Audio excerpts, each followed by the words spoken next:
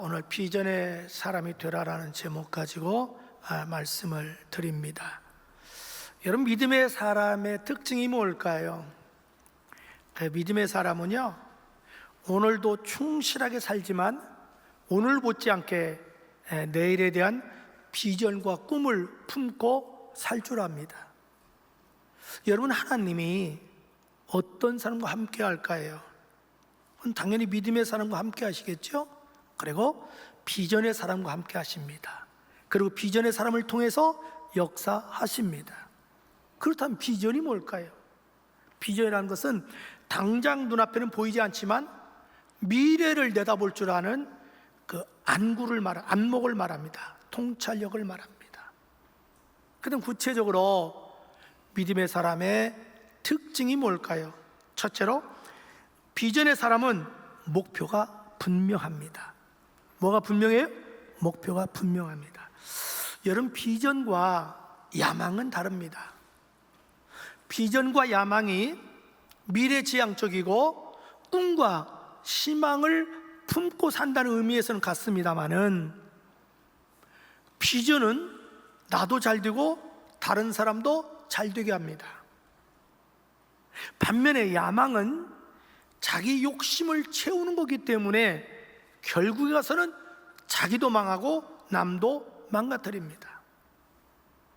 그리고 비전의 사람은 언제나 그 비전을 이루는 과정이 정당한 길을 갑니다. 그러나 야망의 사람은 자기 욕심을 채우기 위해서 수단 방법을 가리지 않습니다. 그래서 결국은 자기도 망하고 다른 사람도 망가뜨리지요. 그렇다면 우리 그리스도인은 어떤 비전을 가지고 살아야 될까요?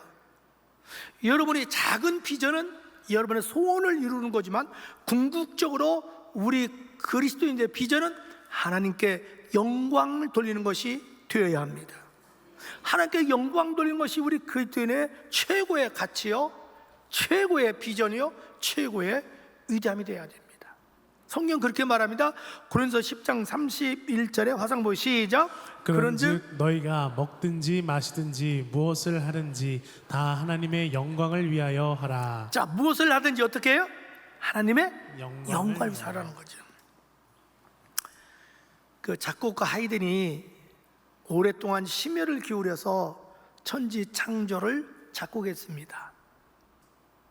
그런데 불행하게도 연주회를 얼마 놔두고 그만 병에 걸리게 돼요. 그래서 다른 사람을 지휘자로 세울 수밖에 없었습니다. 그리고 본인은 관객석에 앉아서 연주를 듣게 됩니다. 천지 창조가 끝났을 때 관중들이 우리와 같은 박수를 지휘자에게 보냅니다. 그때 지휘자가 조용히 시킨 다음에, 이 곡을 작곡한 사람은 내가 아닙니다. 저 객석에 질병 때문에 앉아 계신 하이든 선생님이십니다. 그저 모든 관객들이 하이든을 쳐다보면서 우리와 같은 박수를 보냅니다. 그때 하이든이 불편한 몸을 일으키면서 조용히 시킨 다음에, 여러분, 사실 이 곡을 내가 작곡한 게 아닙니다. 하나님이 나에게 은혜를 주셔서 이 곡을 작곡했습니다. 우리 모두 하나님께 영광 돌리시기 바랍니다. 그냥 거기에 있는 많은 관객들이 하나님께 영광 돌렸습니다. 그러니까 하이든의 비전은 하나님께 영광 돌린 거였습니다. 그 결과로 본인도 훌륭한 음악가가 될 수 있었고, 많은 사람에게 감동을 줄 수가 있었습니다. 그렇다면은 어떻게 하나님께 영광 돌리는 것이 나의 비전을 될 수 있겠느냐, 이 말입니다. 먼저는 십자가의 사랑을 체험해야 됩니다. 여러분, 우리가요, 십자가의 사랑을 체험하면 주님을 위해서 살지 않고는 못 견딥니다. 우리가 수십 년 동안 신앙생활에도 십자가의 사랑을 체험하지 못하면 종교인에 불과합니다. 그러나 우리가 하루를 믿어도 예수님의 십자가 사랑을 체험하면 그 예수님께 영광 돌리지 않고는 본인 스스로가 견딜 수 없게 됩니다. 그걸 경험한 사람 중에 하나가 우리가 잘 아는 사도 바울입니다. 사도 바울이 얼마나 훌륭한 분입니까? 근데 그분은 이렇게 고백을 합니다. 갈라디아서 6장 14절에 시작. 우리 주 예수 그리스도의 십자가 외에 결코 자랑할 것이 없으니. 바울은 자랑할 것이 얼마나 많습니까? 그러나 예수 그리스도의 십자가 외에는 자랑할 것이 없다는 거예요. 이 말이 뭐예요? 내 궁극적인 인생의 목적, 내 비전은 예수님을 자랑하는 거다. 전 여러분들이 그렇게 됐으면 좋겠어요. 우리 젊은 학생들이 시험을 잘 봤을 때 사람들이 칭찬할 때 주님의 은혜입니다. 여러분이 취업을 했을 때 여기저기서 격려해 줄 때 주님의 은혜입니다. 여러분이 사업이 잘 되고 장사가 잘 되고 좋은 일에서 주변에서 박수갈채 보낼 때 주님의 은혜입니다. 한번 해볼까요? 옆 사람하고 주님의 은혜입니다. 꼭 그렇게 되기를 축복해요. 네. 그리고 하나님의 말씀을 경험해야 됩니다. 여러분, 러시아의 대문호 도스토옙스키는 1821년에 러시아의 모스크바에서 출생했습니다. 근데 그가 28살 됐을 때 그만 발을 잘못 뛰어서 좌익 계열의 단체에 가입을 하게 됩니다. 나중에 발각되어서 체포되고 8개월 동안 수용소 생활하다가 마지막 판결이 사형이었습니다.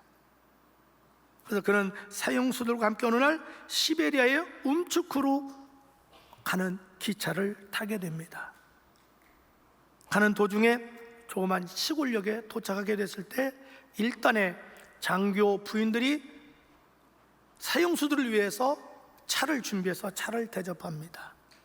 한 부인이 도스토옙스키 앞에 와서 차를 줄 때 그는 죽음의 공포 때문에 차를 마실 수가 없었습니다. 그래서 거절했을 때 자기 주머니에서 조그만 성경을 꺼내가지고 줍니다. 도스토옙스키가 시베리아 수용소에 수감됐습니다.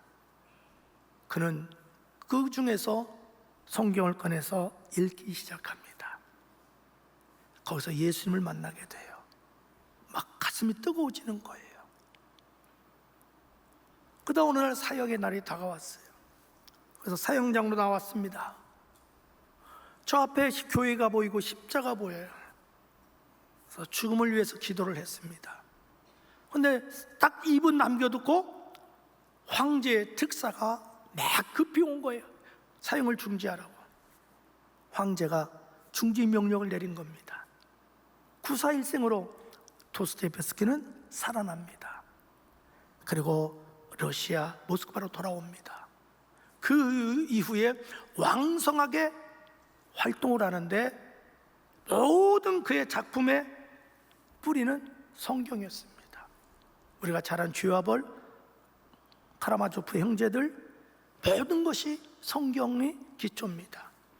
그는 이렇게 마지막 말을 합니다. 하나님, 저는 하나님의 뜻을 이루었습니다. 누구의 뜻을 이루어요? 하나님의 뜻을 이루었습니다.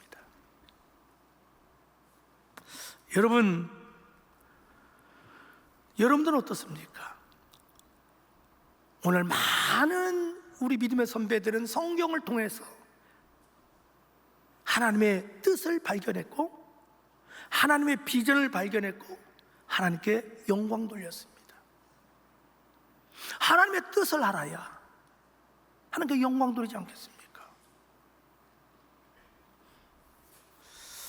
또 어떻게 하나님의 비전이 내 비전이 될 수 있을까요? 그건 성령을 체험해야 합니다. 뭘 체험해요? 왜냐하면 성령은 늘 우리에게 꿈과 비전을 주고 하나님의 뜻을 깨닫게 해주기 때문에 그렇습니다. 사도행전 우리가 한번 읽어볼까요? 사도행전 2장 17절 화상 보고 시작. 하나님이 말씀하시기를 말세에 내가 내 영을 모든 육체에 부어주리니 너희의 자녀들은 예언할 것이요 너희 젊은이는 환상을 보고 너희 늙은이들은 꿈을 꾸리라. 아멘. 오늘 여러분 모두가 성령 충만하기를 축복합니다.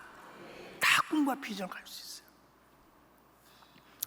여러분, 성경에 나오는 많은 인물 중에 대표적으로 비전의 사람을 꼽으라면 요셉을 꼽을 수 있습니다.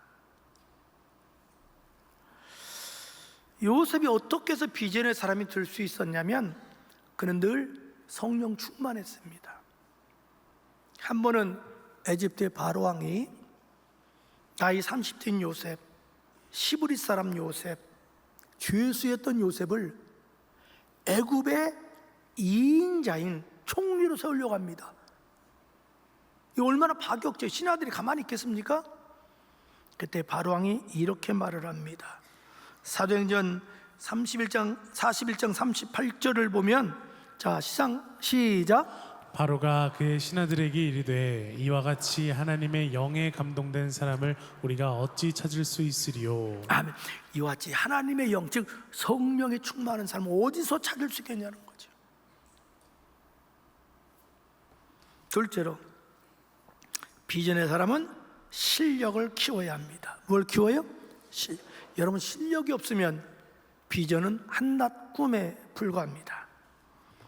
우리가 비전을 이루기 위해서는 실력을 키워야 합니다. 먼저는 영적인 실력을 키워야 됩니다. 왜냐하면 하나님이 원하는 건지 뭔지 알아야 하나님의 뜻을 이루어드릴 수 있잖아요. 그럼 하나님의 뜻을 어떻게 알아요? 그건 성경을 통해서만 알 수 있습니다. 그래서 우리가 성경을 많이 읽어야 돼요. 많이 공부해야 돼요. 제자 훈련해야 되는 거예요. 여러분, 사도행전 5장 39절에 예수님이 직접 이렇게 말씀하셔요. 화상보 시작. 너희가 성경에서 영생을 얻는 줄 생각하고 성경을 연구하거니와 이 성경이 곧 내게 대하여 증언하는 것이라. 아멘.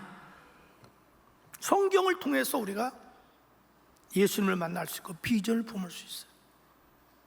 그리고 영적인 실력만 아니라 자기 분야의 실력을 쌓아야 됩니다. 전문가가 되어야 됩니다.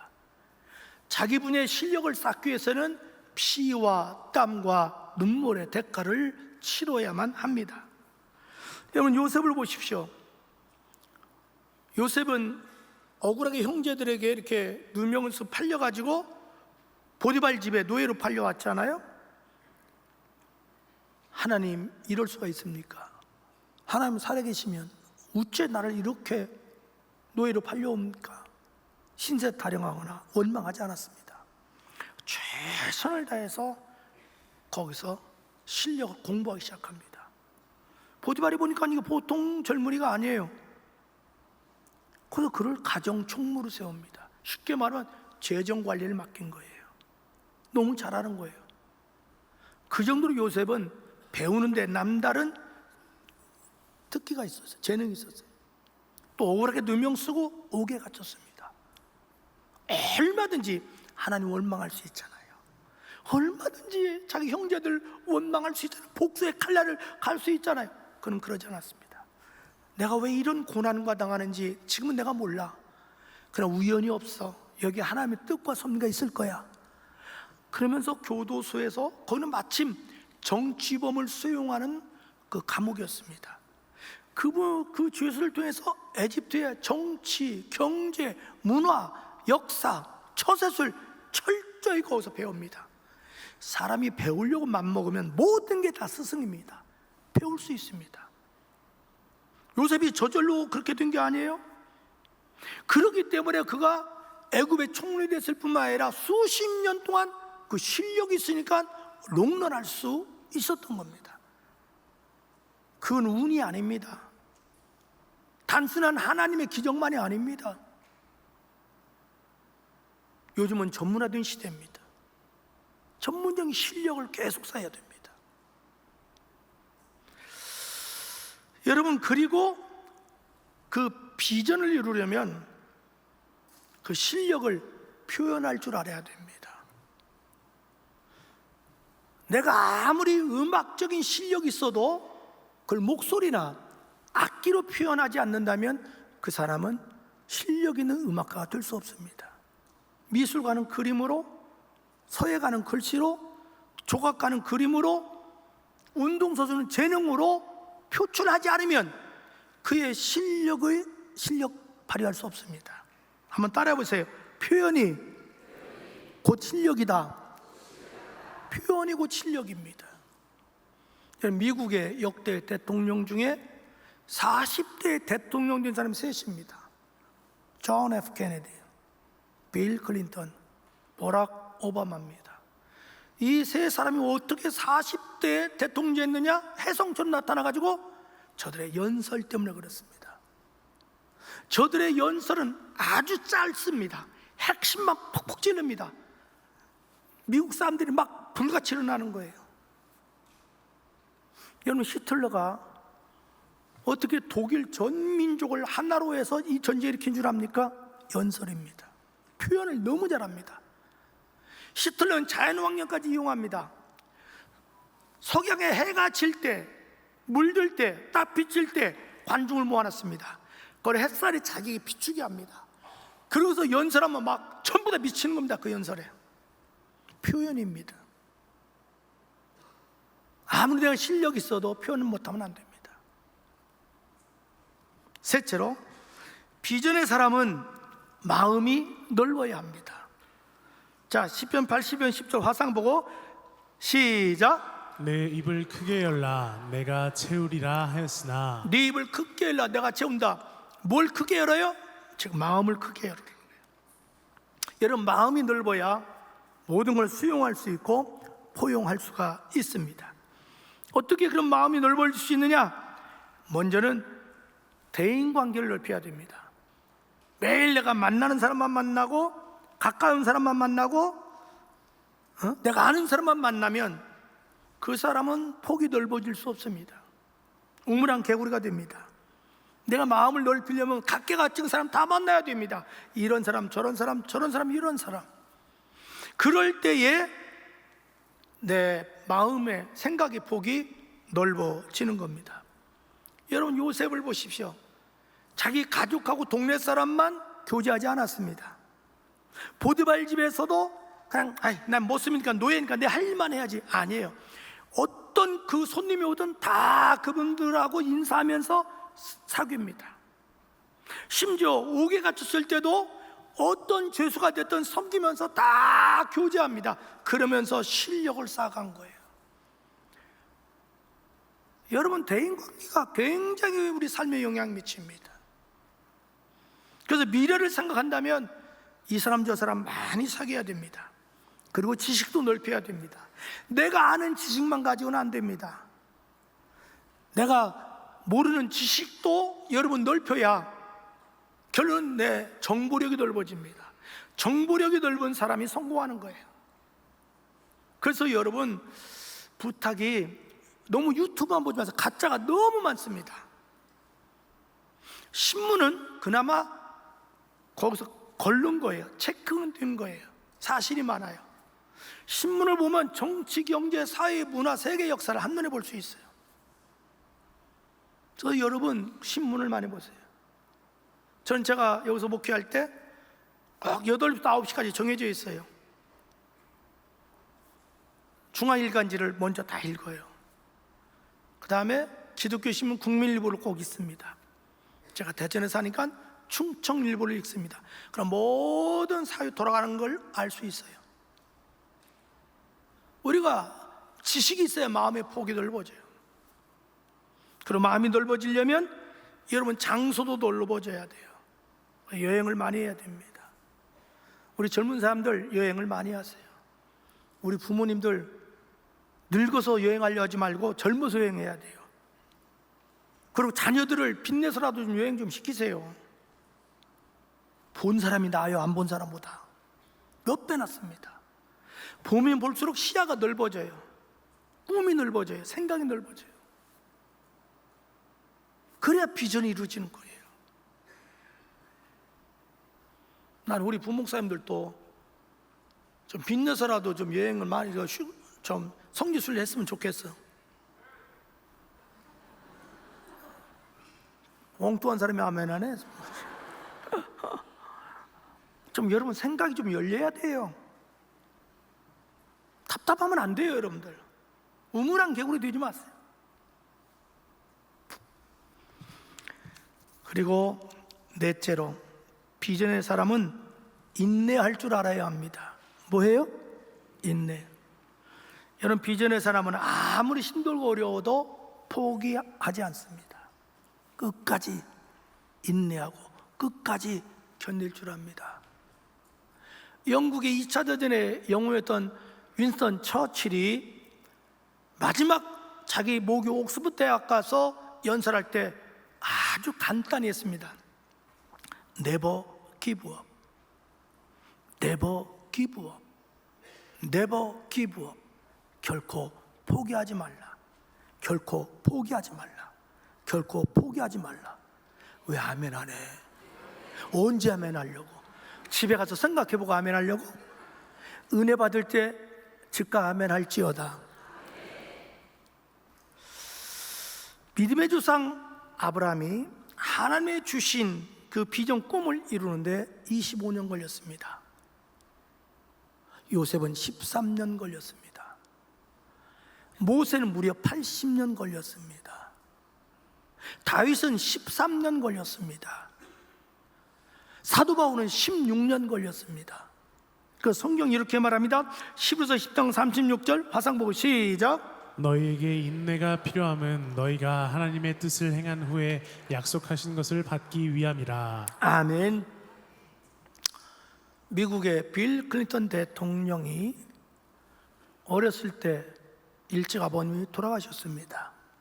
그래서 어머니가 재혼을 했는데 결혼을 잘못해서 의붓 아버지가 알코올 중독자였습니다. 술 없이는 못 사는 거예요. 술만 먹고 오면 그렇게 술 주정하는데 이 빌 클린턴을 학대합니다. 괴롭힙니다. 여러 번 극단적인 생각을 빌이 하게 됩니다. 그걸 보다 못한 엄마가 친정으로 보냅니다. 그 외할아버지가 그렇게 사랑으로 감싸합니다. 그래서 교회 데리고 다닙니다. 그러면서 예수님 만나게 되고 비전과 꿈을 갖기 시작합니다. 그는 고등학교 가서 열심히 공부합니다. 운동도 열심히 해서 축구부 주장을 하게 됩니다. 그러던 어느 날 존 F 케네디 대통령이 자기 학교를 방문하게 돼요. 그래서 여러 사람과 악수할 때 그는 축구부 부장이었기 때문에 존 F 케네디 대통령하고 빌 클린턴이 악수를 합니다. 그때 순간적으로 그런 꿈을 갖습니다. 나도 당신 나이 되면 미국의 대통령이 될 것이다. 그 꿈을 향하여 30년 동안 열심히 실력을 쌓습니다. 드디어 40대에 그는 대통령이 돼서 꿈이 이루어졌습니다. 여러분, 비전의 사람은 인내할 줄 압니다. 끝까지 견딜 줄 압니다. 여러분, 비전은 학력이나 나이나 신체 조건하고 깊은 관계가 있는 것은 아닙니다. 여러분이 바른 비전만 가지고 있으면 우리 하나님 아버지가 얼마든지 도와주십니다. 그러므로 여러분이 비전의 삶 되기 위해서 분명한 목표를 가지시기 바랍니다. 하나님께 영광을 돌리는 것이 목표가 되십시오. 실력을 쌓기 바랍니다. 마음을 넓히시기 바랍니다. 인내할 줄 아는 여러분 되기를 주의 이름으로 축복합니다. 기도합시다.